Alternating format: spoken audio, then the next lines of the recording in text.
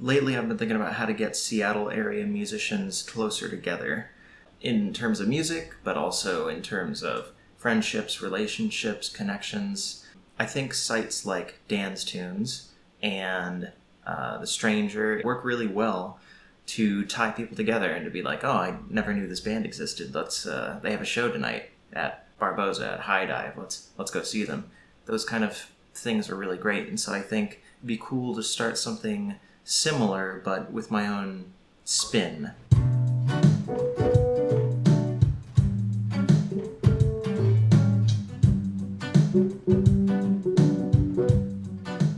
So there's going to be two parts to how I'm going to be uploading videos onto the Seven Sky Music page on YouTube and my own Facebook and Instagram. The first thing I'm going to be doing is vlogs and things similar to what I'm doing now, which is mostly gig and practice centric, and also a little bit of behind the scenes on bigger projects that I'm a part of and working on. I think this will be really appealing to friends and family who, I know I don't post that much on social media, so this is kind of a way to keep in touch, keep everyone updated. The second part of what I want to be posting regularly is a series of collaborations, covers, and interviews to weave the Seattle music scene even closer together. Basically, how I want it to be is I interview an artist, make a cover of one of their works, and at the same time I'm working with the next artist to get them interviewed, to get them a little bit of exposure. And then maybe the previous artist and I, or maybe just the previous artist, or maybe just I,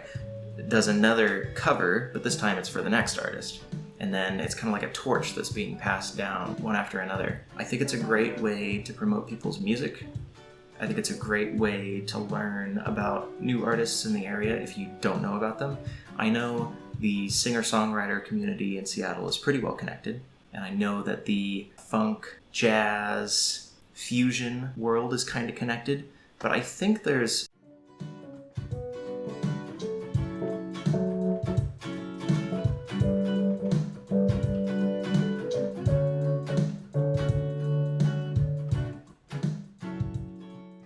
The next thing I want to talk about is Evan DeVries. What a great guy to work with. Even after only meeting him and knowing him for like a couple hours, I can see he's just such a fun person to work with.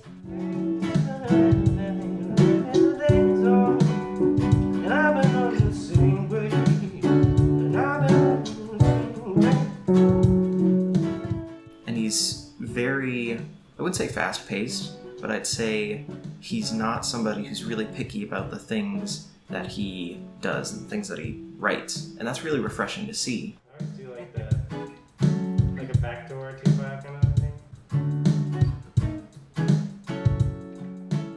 Because a lot of artists that I know really want to perfect their set. They really want to perfect their song. They really want to perfect their line before they do anything else. And that's really great to a certain extent, because if you focus way too much on it, you're not going to be advancing. You're not going to be progressing your skill, your craft, your career. You're going to be stuck in this loop of just every day you're looking at the same line. Every day you're looking at the same phrase.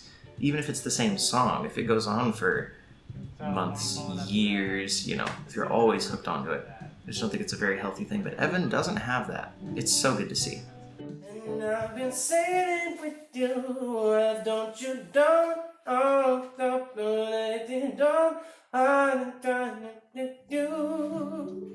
I feel like our styles really meld well. He kind of has a Jason Mrazzi, loungy jazz, surfish jazz. Is that a term? Surf jazz? Does that make sense? I don't even know. Evan in his natural habitat. Cooking up with my man Seven. Anyway, he's just such a great person to work with, and I've done a good amount of recording on my own and a little bit with other people, but it's fun to get back into it. You catch on to a lot of things that you feel like you should improve on, or you start making mistakes and you just can't stop making mistakes. Here's a clip of that.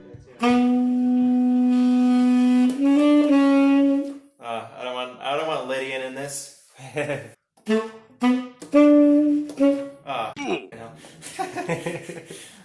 Don't worry, man. You just got started. Did it again.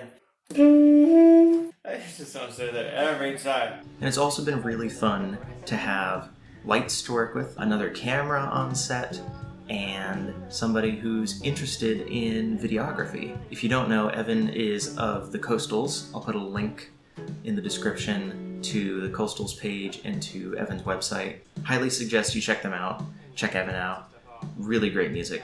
Yeah, as I said, I want to do gig vlogs, practice vlogs, kind of just show what I do on a regular basis.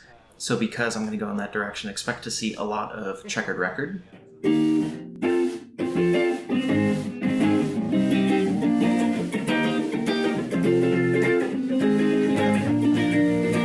Expect to see a good amount of the disco band Boogie Boulevard. Oh yes, it's ladies' night, and the feeling's right. Oh yes, it's ladies' night. Oh what a night. Oh yes, it's ladies' night, and the feeling's right. Oh yes, it's ladies' night. Oh what a night. Expect to see a good amount of Fat Starfish.